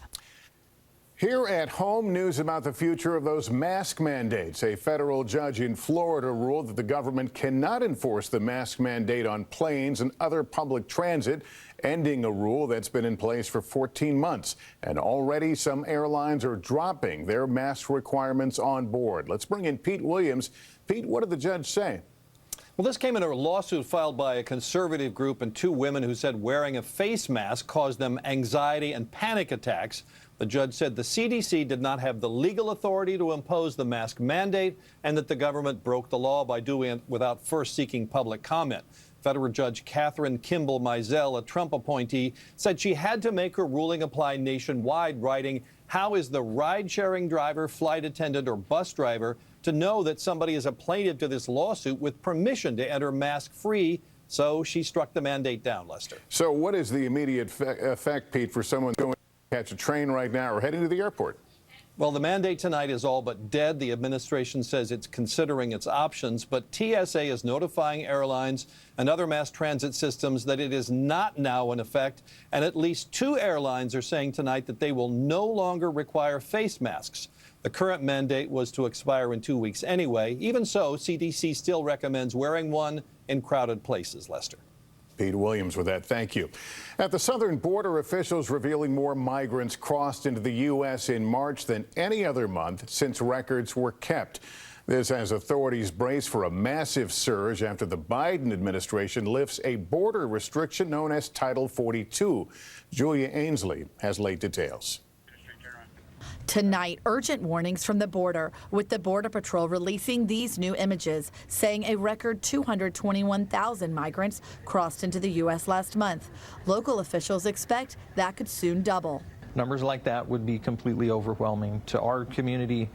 The surge is expected after the Biden administration decided to end a COVID border restriction called Title 42. The Department of Homeland Security estimates more than 170,000 migrants are waiting in Mexico, planning to cross when Title 42 is lifted May 23rd. What do you need from the Biden administration between now and May 23rd? Plans would be helpful, commitment for additional funds. Migrants who cross through the Rio Grande Valley come through this bus station in downtown McAllen. And officials here worry that if the numbers get too high, it could overwhelm the bus station, the shelters, leaving people with nowhere to go and sleeping on the street. We're asking them to reconsider, lifting the Title 42. Sheriff Eddie Guerra says he's been told by Border Patrol to have his officers on standby in case the ports of entry are overrun. We're talking about, the deputies dressed in their riot gear with their shields and their helmets and batons to keep the crowd at bay. The Biden administration is facing bipartisan criticism of its immigration policy, with 1.7 million illegal border crossings last year, an all-time record. But at a McAllen migrant shelter, we met a Honduran family who supports lifting Title 42, saying it keeps migrants waiting in dangerous conditions in Mexico. Ava and her husband told us she became a victim of rape. The same person who offered her the job took advantage of her, abused her, and that was how the rape happened. Migrant advocates say Ava's story is not uncommon and that Title 42 should end. But tonight, a group of Texas sheriffs is urging Congress to intervene to keep it. Lester? All right, Julia, thank you. In Pittsburgh this evening, police are searching for suspects after a deadly shooting early Easter Sunday at an Airbnb rental, where police say about 200 people were attending a party. 2 17-year-olds were killed and 8 others were injured. Police believe there are multiple shooters, but no arrests have been announced. And we're tracking rare spring snowstorm moving into the northeast this evening. 4 to 8 inches expected in areas stretching from West Virginia to Vermont, with up to a foot in higher elevations. Heavy rain, strong winds, and flooding are also expected, especially along the mid-Atlantic and northeast coastlines. In 60 seconds, bracing for potential chaos and what could be the busiest travel season in years. What to expect in the months ahead and how to save. And the challenges facing an overtaxed IRS and what it could mean for your refund check. I actually wanted to do it, and I was there for a week in the summer, and it was so much fun. I had a lot of fun. She's a star senior who will be missed. She's just a genuine person. She's fun to be around, and she really is a positive student in our student body. In Webster, Eric Thorstensen, Dakota News Now. For being named our Scholar of the Week, Paige gets a $250 scholarship from the Lake Region Electric Association, which is a Touchstone Energy cooperative. Phil's back with a check of the forecast right after this.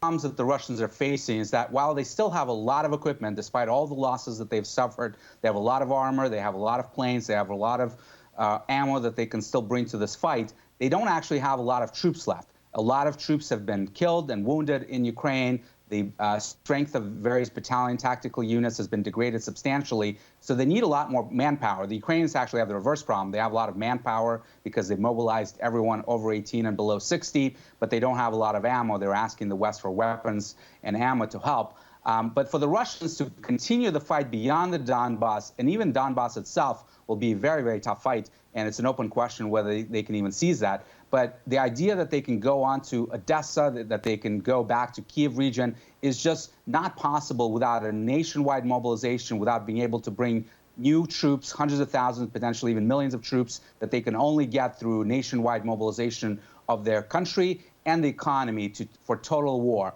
And there are calls now on Russian television increasingly asking Vladimir Putin to put the country on that war footing. Of course, Russia is not even calling this a war yet. They're calling it a special military operation. But that's what would be required for them to prosecute this war on a much larger scale. And it's not yet clear if Putin is ready to do that, but that would be a very troublesome sign. But just a quick follow-up, that would take time, would it not, to have the troops called up, to train them, and not to mention to get them into position?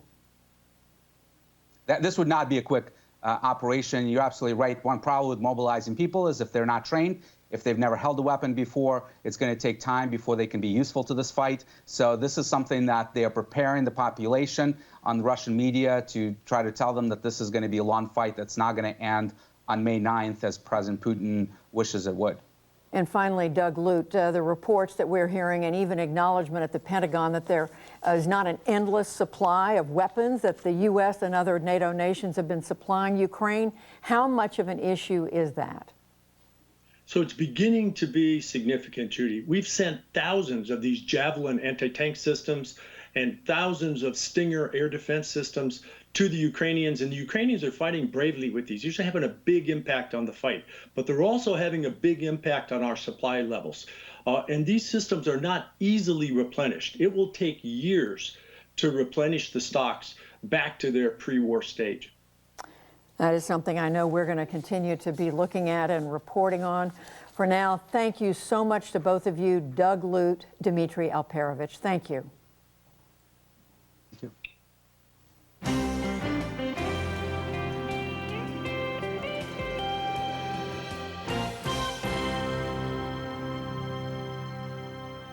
In the day's other news, a federal judge in Florida struck down terms thanks to vice presidents like this.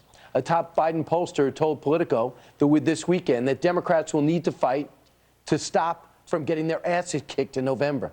This is what happens. Tendency to in inviting and listening to voice.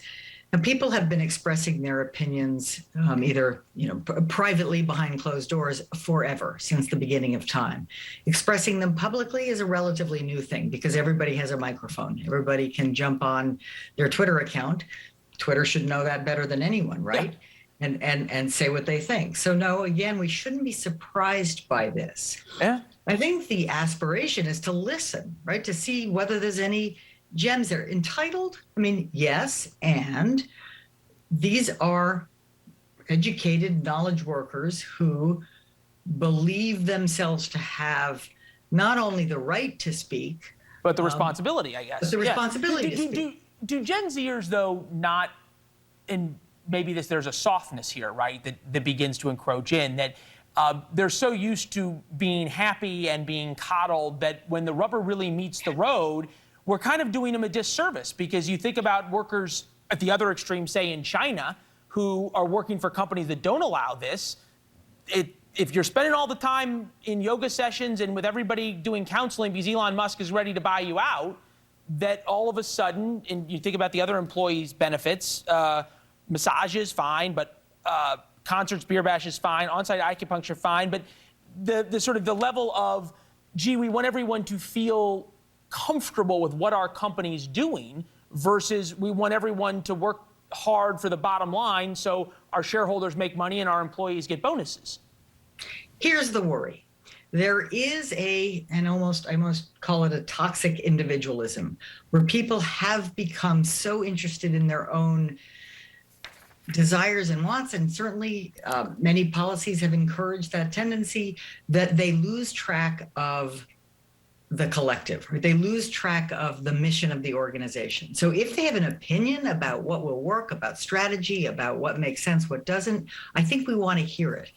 If they have an opinion about their own needs and wants and desires and think those should be met at all times, that's problematic. So when we have a trade-off of the here and now for the future and the me for the us, then we have a problem, right? Then we have a situation where the company may be at risk. Yeah, toxic individualism. I absolutely love it. How much as we look at the board of Twitter, right, where you've got people who own meaningless amounts of shares making decisions that affect the shareholders that own a lot. Elon Musk, 9.2%. Vanguard, Morgan Stanley, BlackRock obviously are mutual funds. But then you look at the board ownership, it's absolutely meaningless. They work for the board and they're out of hand rejecting a 38% premium on the stock. Jack Dorsey's leaving. He's the only one who has any skin in the game. Is there a toxic individualism among members of boards who are put there for social goals rather than for economic goals? Could be, and for sure, there's a here and now problem. Right? There's a very serious failure to think strategically about what the long term might look like and what value Twitter is set up to create for its shareholders in the rush to figuring out what I want right now. Toxic. Bill Maher hit it out of the park with the idea that it's not about getting their message out. No, we got the message. We got the message. Inflationary policies leading to 8.5% out of every American's paycheck. An open border that results in fentanyl in communities across this country. Soft on crime policies at all level of government that have now just ravaged communities. I mean, we're talking about literally everything. Education. Look at education. They're beholden to the teachers' unions, and now I think every parent in America has woken up to the fact that this union does not have our kids' best interests at heart. Everything that they've done has turned to absolute garbage, which is why they're in this political peril to begin with. So, Molly, he said he inherited this. The Russian army called a filtration camp, where they are interrogated, then moved thousands of miles away. Russia denies that anyone from Ukraine is being forcibly relocated. Instead, Russia claims that nearly 700,000 people have left voluntarily. Now, I should note that Russia has a long history of forcibly deporting people. In the 1930s, Joseph Stalin forced the deportation of millions of people from 10 different ethnic groups. In the 1990s, Russian forces used filtration camps during the war in Chechnya.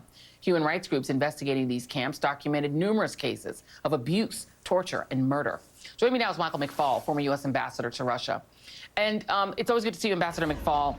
I wonder, you know, to me, the rhetoric has become increasingly Hitlerian as this has gone on. It is ironic to me that Putin tries to claim that they're denazifying Ukraine when he sure sounds much like the 1930s dictator of Germany when he's talking about, you know, putting people in filtration camps, deporting people. He's channeling Stalin, he's channeling that guy. I don't know what's going on. What do you make of the rhetoric in addition to the atrocities? Well, the atrocities are overwhelming, and I've lost, I can't think of any more adjectives to describe them. I think the war, even the word war is incorrect. As when you were talking to Malcolm, I think it's really important for us to stop using that war word to describe artillery fire on innocent civilians. Second, yes, there are comparisons to Stalin and Hitler and the double speak, right? That allegedly they are liberating Ukraine from Nazis. Mr. Putin himself just said it. So it's not just his talking heads on TV. They say it all the time. But he himself just said it 3 or 4 days ago when we can see, we have not seen what really happened in Mariupol. I think that will shock the world from what my Ukrainian government colleagues tell me. But what we do know is that is a city with a lot of ethnic Russians and a lot of Russian speakers that Putin himself is deliberately killing as a way to get President Zelenskyy to sue for peace. So it's killing civilians as a method of his war. And that is, I think that is what was striking in what Malcolm said. He said that, you know, they're not using their artillery to fight the Ukrainian military. They're losing to the Ukrainian military when they do fight them. They're using their most lethal armaments to kill people, just kill people in apartment buildings and maternity hospitals. You're right. This is a terrorism campaign at this point. Do you think that there should be any time left wasted in designating Russia to be a state sponsor of terror? Well, I'm not an international legal expert, but yes, that is my view. I think they should be.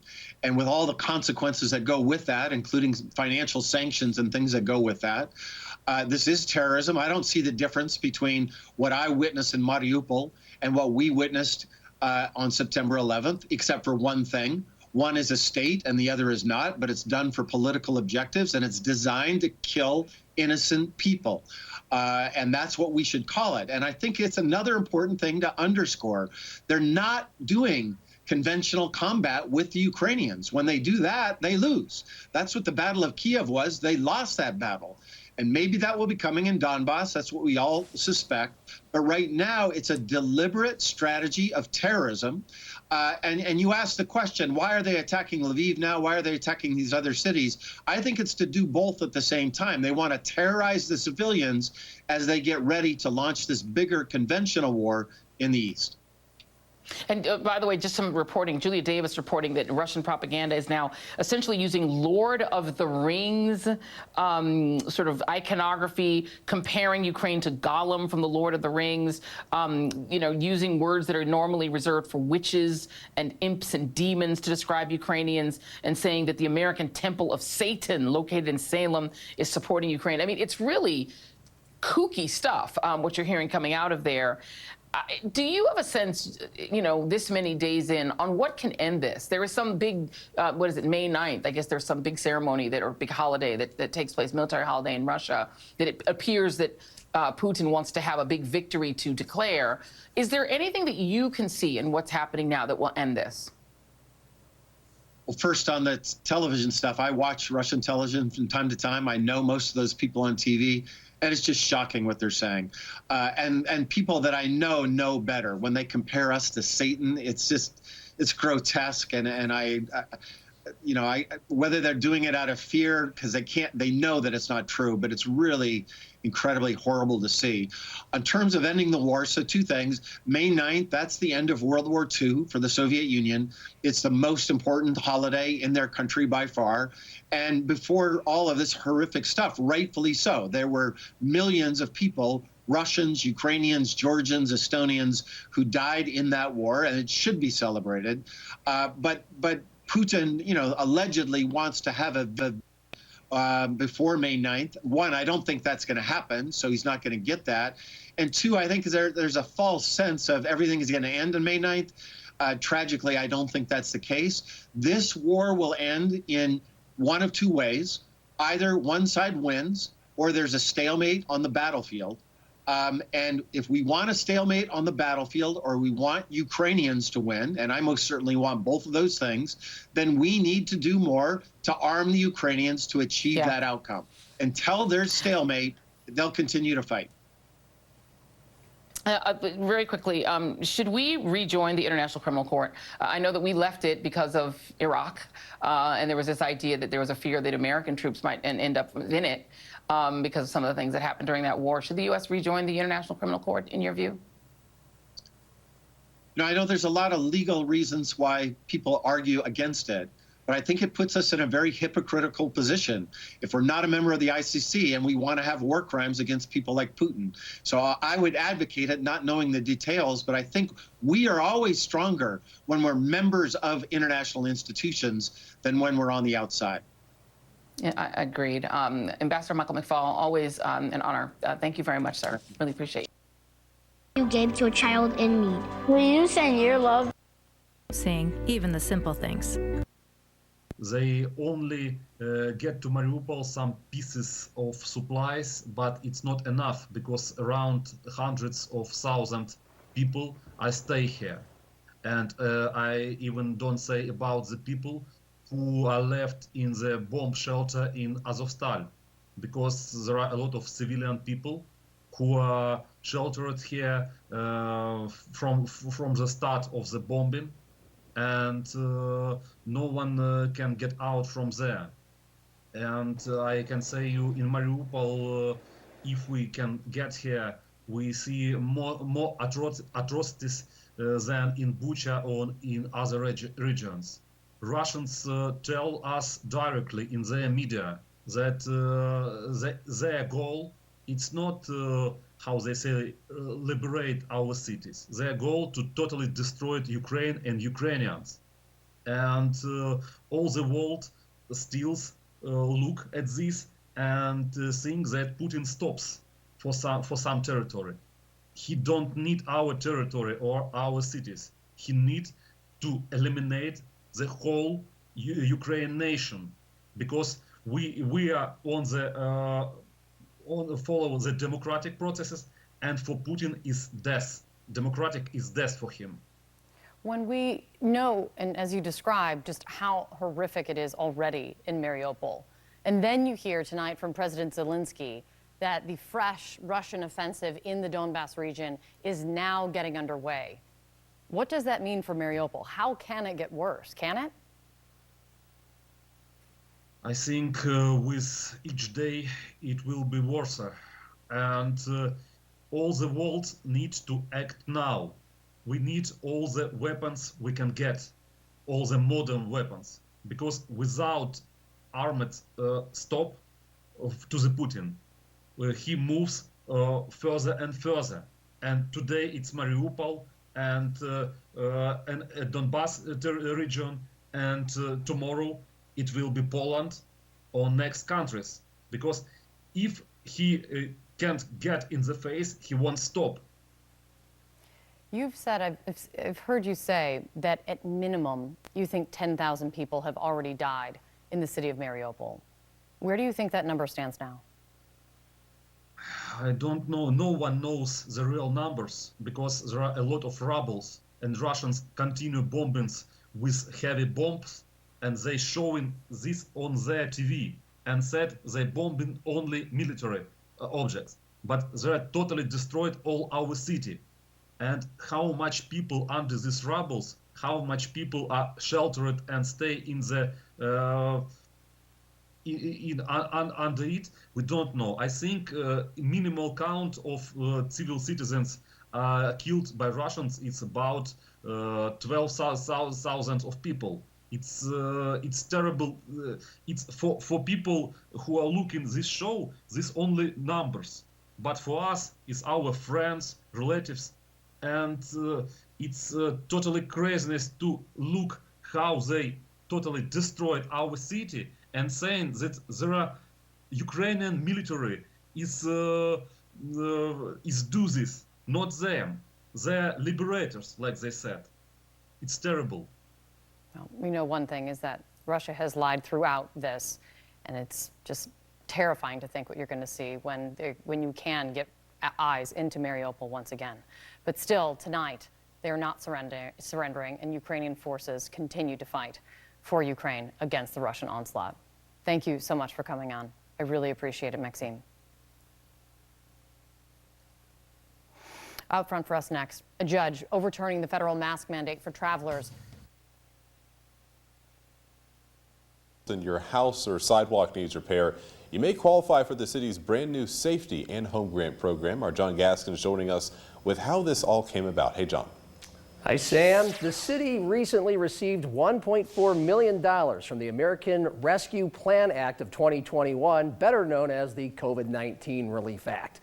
Up to $5,000 is available for single-family households in Sioux Falls that earn about $53,000 per year if you're a family of 4. So what can the grant cover? The better question is, what can't it cover? Electrical, plumbing, HVAC, or, in the case of, exterior siding or roofing. New or repaired doors, windows, stoops, stairs, a paint job, handicapped accessibility, all covered.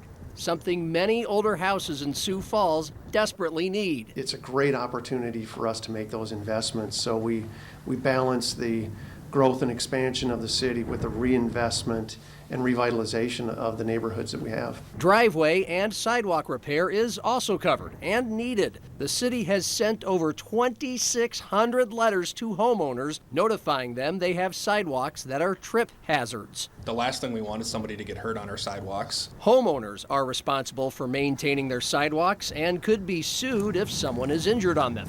So this grant could prevent a spendy lawsuit. You know, if you take 10 panels along somebody's sidewalk, that's $3,000. So it's a lot of money out of some, you know, of our less fortunate that are out there. Another potential expense the city says the grant could fend off is code violation fines. To get the grant, your property must go through a full inspection by the city. We don't want to have homeowners get to a point where they can't make repairs, and you know, the more we can invest in preventative maintenance, the better it is for the community. Now, neither mobile homes nor rental properties are eligible for the grant, and you cannot make these repairs with the intent to resell your home. You can find more information in temporary so-called travel nurses from across the U.S. and foreign ones on longer contracts. We've had a group of Filipinos in the past, also a group of Kenyans, so they kind of become core staff. They are here longer. You get to know them very well. Hi, Ladonna. I have a nurse that wants to meet you. Hi. Hi. Where were you before? Philippines. Where? Philippines. In my country. Philippines? Yes. So we're going to be seeing tens of thousands of Filipino nurses coming to the United States. George Washington University professor Patricia Pittman says the U.S. has long recruited nurses from that Southeast Asian country, where long-standing colonial ties helped create an American model of nursing education. Pittman says the U.S. was facing a nurse shortage before the pandemic due to an aging workforce and, paradoxically, good economic times when many nurses quit if their spouses are gainfully employed. COVID, she says, rapidly escalated the exodus. Everything from the first period when there wasn't enough PPE and they felt betrayed by employers that were not protecting them, to issues around having to take care of their families as caregivers themselves, as a female-dominated profession, to, you know, just the exhaustion from witnessing so much death and suffering. So I can choose any patient for this one? Mm-hmm. Okay. The pandemic also delayed Rose Tassani's arrival here. She was offered this job in 2016, but visa processing, already backlogged, was pushed back further.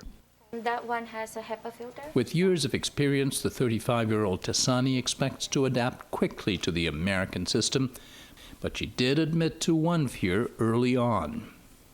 This is the first time that I'll be handling people from this country, and I don't know if they will accept me based on my skin color, but based on my experience since I came, I don't feel any of that. I got brown eyes too. Yes, you do. You're so pretty. During week one of a 3-year contract, Tassani said she found people welcoming and helpful, helping her make the adjustment to life here.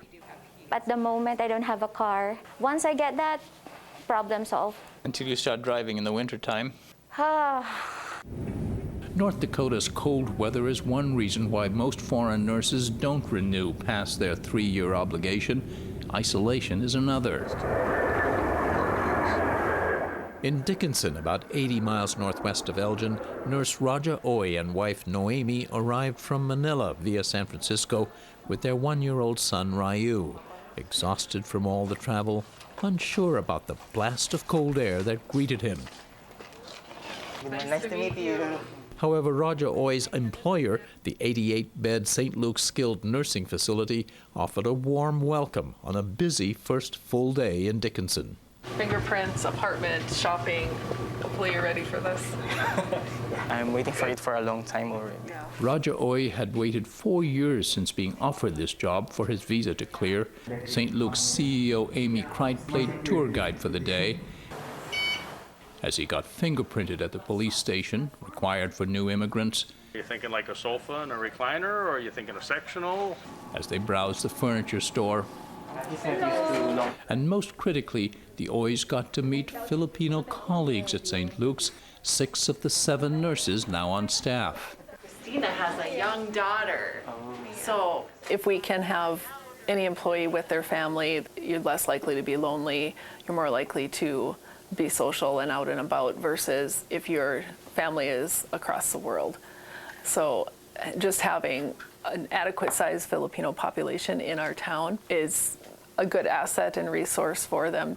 One question raised in this story concerns the ethics of rich countries luring away the best talents of poorer ones, whether the Philippines or India, and especially countries in sub-Saharan Africa and the Caribbean, which don't graduate a lot of nurses and desperately need their services. The World Health Organization has been very concerned about poaching from poorer countries because you're essentially using taxpayer money from those countries to fund our health workforce. I would say at the policy level, however, and at least in terms of Congress, there has been very little interest in this issue. Did you always want to work in America? Yes. It's a 13 years dream for me. You've been dreaming about this for 13 years. Yeah, since I passed my exams in the Philippines. This has always been my dream. Tasani and Roger Oy say nurses get little respect in the Philippines, a complaint echoed among American nursing groups. But back home, it's also reflected in pay, which Oy says is about 1/10 of what they'll earn here in North Dakota. My role really is to give my son a better life. So I think being here secures him. You hear some people sometimes say, you know, it's not ethical for rich countries to take the best brains from poor countries. Have you ever given that any thought? Well, I think for me, I've spent 15 years already in the Philippines, so I think the service that I gave to the Philippines is enough. So I think maybe it's my time to give for myself to choose for a better life. How long that will be in North Dakota remains to be seen. 4 more Philippine nurses have been offered jobs at St. Luke's and are awaiting their visa approval. For the PBS NewsHour, this is Fred DeSam Lazaro in Dickinson, North Dakota. And a reminder, Fred's reporting is in partnership with the Undertold Stories Project at the University of St. Thomas in Minnesota.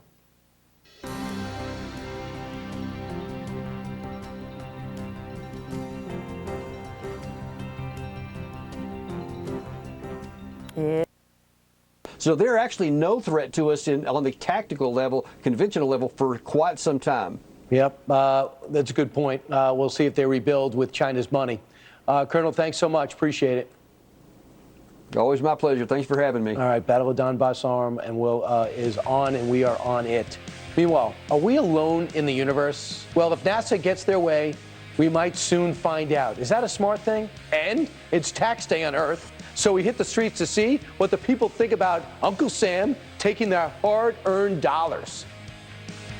Why should we keep giving the government all of our money if they just keep wasting it? Well, it's not us giving it to them because they're taking it. The government can stop wasting our tax dollars on unimportant things. I guess we should just all protest about it. Monthly payments than traditional buy now, pay later options on things you need. Bottle back. Soldiers. We are normal people just like you. Certainly not the way the president would like to be moving forward on this issue. But food is being wasted.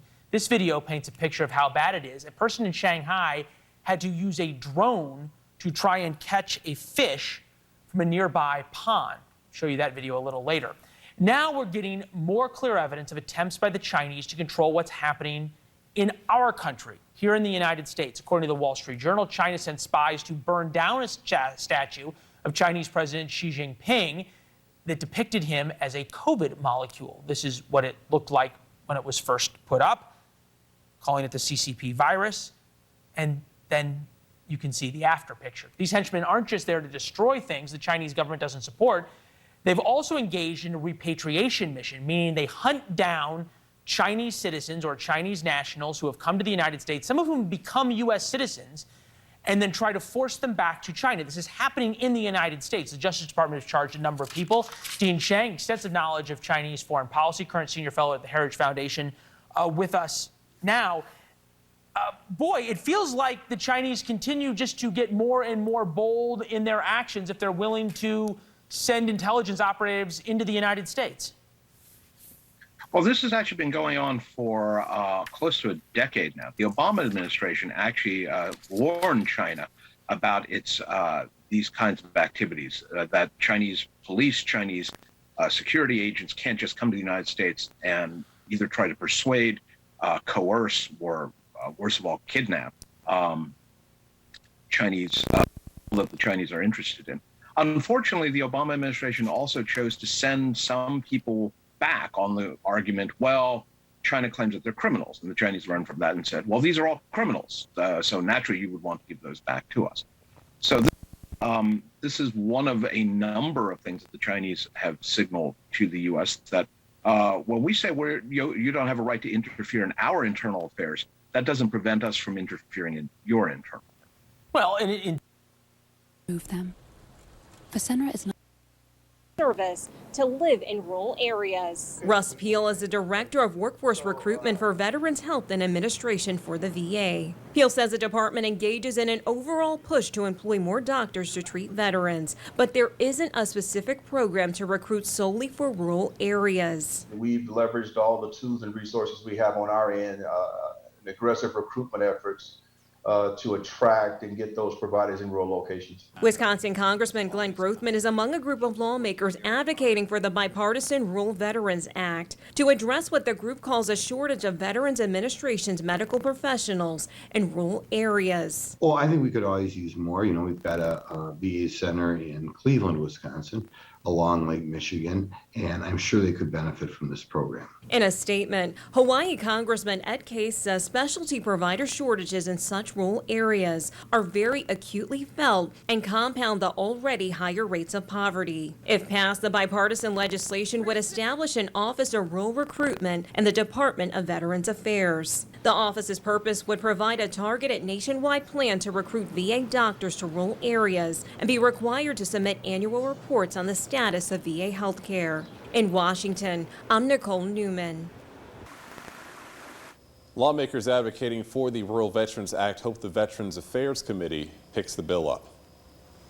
Well, Andrea, some people are driving into the sunset. We're driving into the sunset of April, even though the weather doesn't really feel like it. Yes, we are. Here's a live look at 41st and Louise. You can tell it's getting a little difficult as you head more west right into the sun. We've got a check of our forecast right after this.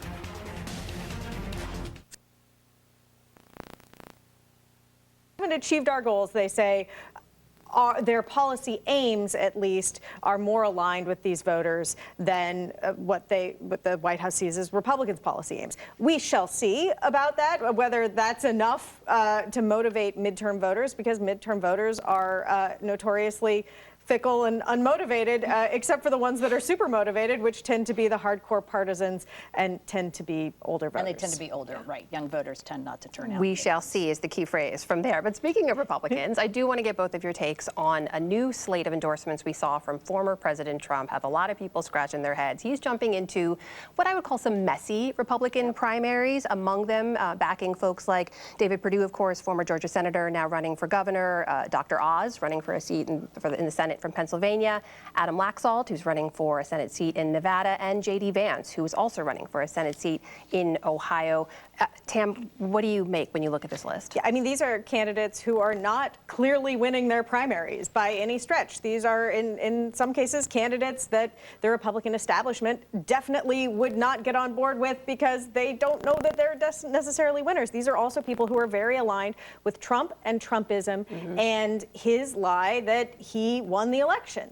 And that has value and currency to him. He also likes people who have a certain celebrity feel, which is how you get Dr. Oz and to a lesser extent J.D. Vance, even though he once opposed Trump, he now supports him, and that is good enough because it's all about Trump, loyalty, or whatever his definition of loyalty is, which is accepting the lie. To be clear, he doesn't have to endorse anyone. He's choosing to do this. He would like to be in the conversation. He's not in the conversation now. He's no longer the President of the United States. One thing that I think is very important to appreciate, though, especially in places like Ohio, but even in Pennsylvania, all of the Republican candidates are touting their support for Donald Trump or how aligned they are with Trump. I took a look of all the ads that have been run since the beginning of the year until now. $24 million of Republican-aligned ads, so either candidates or